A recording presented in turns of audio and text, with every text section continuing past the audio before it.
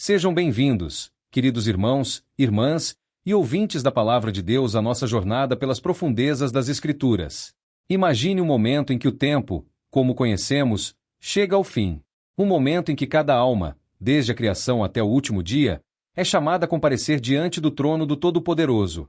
Abra sua Bíblia e venha comigo. Mas primeiro, se você está gostando deste assunto e deseja saber mais sobre as próximas revelações de Apocalipse, inscreva-se no canal, ative o sininho e deixe seu comentário. Não há como se esconder no céu, na terra ou no inferno, não há mais desculpas para o homem. Ali, diante do grande trono branco, o destino eterno de cada ser humano é decidido. Livros são abertos, e ali estão registrados todos os atos, pensamentos e escolhas que fizemos em vida na terra. Um dia que definirá para sempre o nosso futuro. Esse dia, o dia do juízo final, está profetizado nas Escrituras. E hoje, convido você a explorar comigo essa cena aterradora e solene, descrita em Apocalipse capítulo 20, versículos 11 a 15 que diz: E vi um grande trono branco, e o que estava sentado sobre ele, de cuja presença fugiu a terra e o céu, e não se achou lugar para eles. E vi os mortos, grandes e pequenos, que estavam diante de Deus, e abriram-se os livros, e abriu-se outro livro, que é o da vida. E os mortos foram julgados pelas coisas que estavam escritas nos livros, segundo as suas obras. E deu o mar os mortos que nele havia, e a morte e o inferno deram os mortos que neles havia, e foram julgados cada um segundo as suas obras. E a morte e o inferno foram lançados no lago de fogo. Esta é a segunda morte. E aquele que não foi achado escrito no livro da vida foi lançado no lago de fogo. Um evento que todos nós, sem exceção, enfrentaremos. Neste vídeo, vamos descobrir o que esses versículos revelam sobre o destino da humanidade e sobre a justiça divina que não pode falhar. Prepare-se, pois esta mensagem é um alerta para os nossos corações e almas. Neste versículo, João começa a descrever a cena impressionante do juízo final, onde um grande trono branco aparece, sinalizando a pureza, justiça e autoridade do julgamento de Deus. Este trono não é como qualquer outro trono visto anteriormente em Apocalipse. Ele representa a última e definitiva autoridade diante da qual toda a humanidade será julgada. A cor branca do trono simboliza a santidade e a perfeição da justiça divina. Não há falhas na justiça de Deus. Diante de Jesus, todos os pecados são expostos. Não há espaço para esconderijos, nem onde se possa escapar. O grande trono também denota a universalidade do julgamento. Todos, tanto pequenos quanto grandes, estarão sujeitos ao julgamento divino, sem exceções.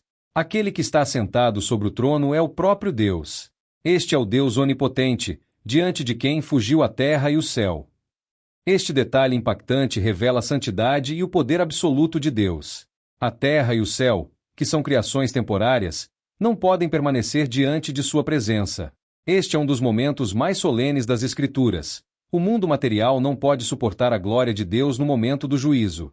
A expressão não se achou lugar para eles reforça a ideia de que, no fim dos tempos, o mundo físico, como conhecemos, será dissolvido. A criação inteira será renovada, pois nada impuro, corruptível ou imperfeito poderá permanecer diante da santidade de Deus. Neste momento, Deus está prestes a fazer todas as coisas novas, como veremos no capítulo 21 de Apocalipse. O trono branco nos mostra que este é um julgamento final, irrevogável e completamente justo. Não haverá apelação ou volta atrás. A visão deste trono deve trazer um temor santo aos corações, lembrando-nos de que tudo o que fazemos e dizemos será um dia apresentado diante do Criador. E somente aqueles que têm seus nomes escritos no livro da vida escaparão da condenação eterna. O versículo prepara o cenário para o julgamento das almas, que é uma das cenas mais poderosas e decisivas de toda a Bíblia. Agora Apocalipse 20, versículo 12. E vi os mortos, grandes e pequenos, que estavam diante do trono, e abriram-se livros. E abriu-se outro livro, que é o da vida. E os mortos foram julgados pelas coisas que estavam escritas nos livros, segundo as suas obras. Este versículo nos leva ainda mais fundo na cena do julgamento final, onde a humanidade inteira, desde os grandes até os pequenos, comparece diante do trono de Deus. Não há distinção de status, riqueza ou poder, todos, sem exceção, estarão diante do Criador para enfrentar o juízo. Aqui se encontra a consumação do plano redentor de Deus, onde todos, vivos ou mortos, ressurgem para prestar contas de suas vidas. O termo mortos, grandes e pequenos, nos mostra a universalidade do julgamento. Reis, governantes, pobres, ricos, famosos, anônimos, Ninguém escapa. Este é o juízo de toda a humanidade ao longo da história. Todos os que morreram, independentemente de sua posição social, estão diante de Deus, iguais em sua responsabilidade pessoal. E abriram-se livros. A abertura dos livros simboliza o registro detalhado e completo de todas as ações, pensamentos e intenções humanas. Estes livros contêm as obras de cada pessoa, tudo o que foi feito em vida.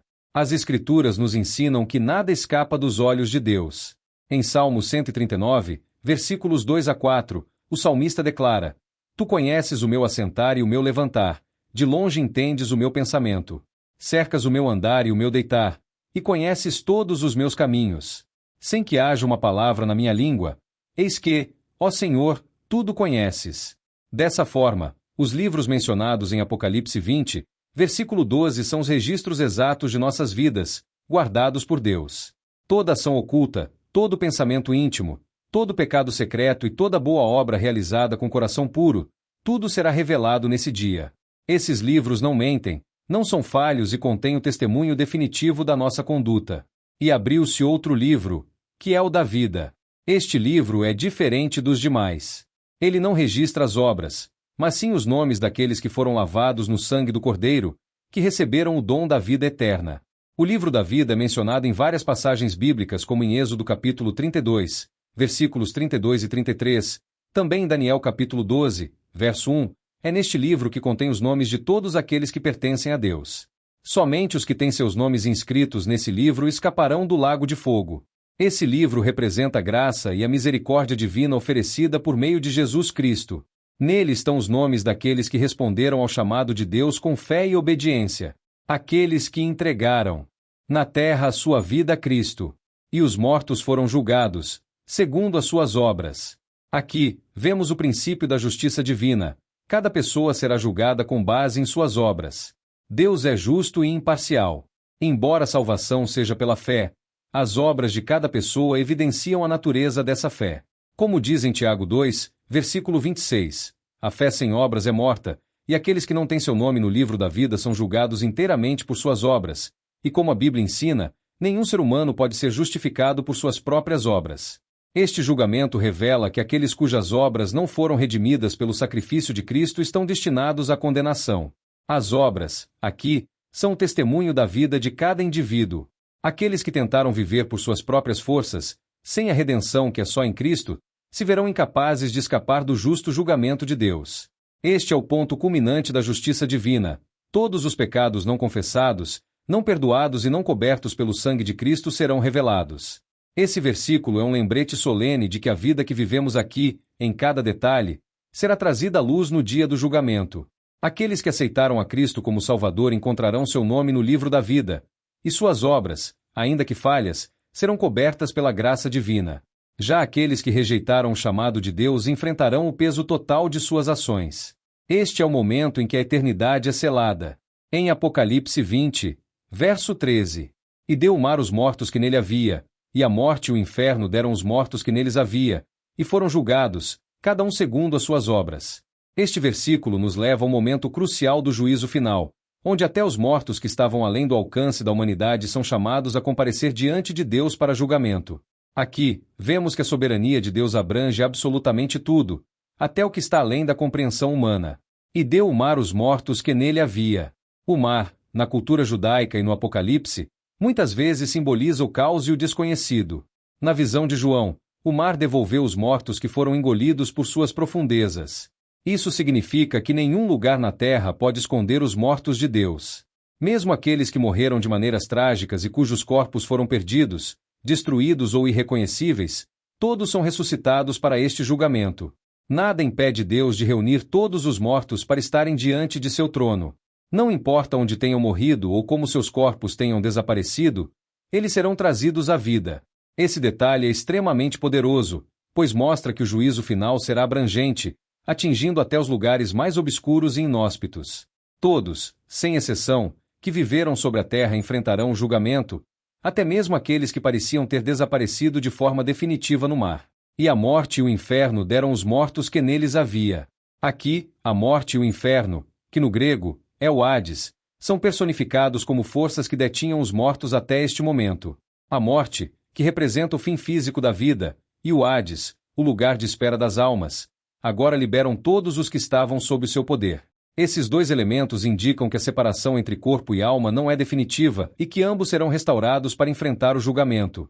A morte simboliza o fim físico do corpo, enquanto o Hades ou inferno refere-se ao lugar onde as almas esperavam o julgamento final. No contexto bíblico, o Hades era considerado o local onde as almas dos mortos aguardavam o destino eterno. Agora, tanto os corpos quanto as almas são convocados à presença de Deus. Isso confirma que não há como escapar do julgamento, nem por meio da morte física, nem por meio da existência espiritual no Hades. Esse momento revela a autoridade absoluta de Deus sobre a morte e o Hades, o que é reafirmado por Jesus em Apocalipse 1:18, onde ele diz: Eu sou aquele que vive, fui morto, mas agora estou vivo para todo sempre. E tenho as chaves da morte e do Hades. Aquele que possui o poder sobre a morte e o mundo espiritual agora convoca todos os que estavam cativos. E foram julgados, cada um segundo as suas obras. Esta frase reforça o princípio da justiça divina. Cada pessoa será julgada com base em suas ações, palavras, pensamentos e decisões ao longo da vida na Terra. O conceito de obras aqui não se refere apenas às ações exteriores, mas também ao que está no coração de cada indivíduo. O julgamento é justo e individual. Deus julga cada pessoa por suas obras, com perfeição e verdade. A frase também nos faz lembrar que, embora o julgamento seja baseado nas obras, a salvação em si não é conquistada por elas. A salvação é um dom de Deus, dado através de Jesus Cristo. No entanto, as obras revelam o coração de cada indivíduo e são o testemunho final de sua vida. Aqueles que rejeitaram a graça de Deus enfrentarão o julgamento baseado nas suas obras, e nenhum será encontrado justo fora da obra redentora de Cristo. Este versículo nos mostra que, no juízo final, nenhuma força, nem mesmo a morte ou o Hades, pode impedir o cumprimento do plano de Deus. Todos os mortos serão ressuscitados, e cada um será julgado de acordo com suas obras. Não há esquecimento, não há desaparecimento. Deus, em sua justiça, trará à luz cada vida, cada coração, e julgará com retidão.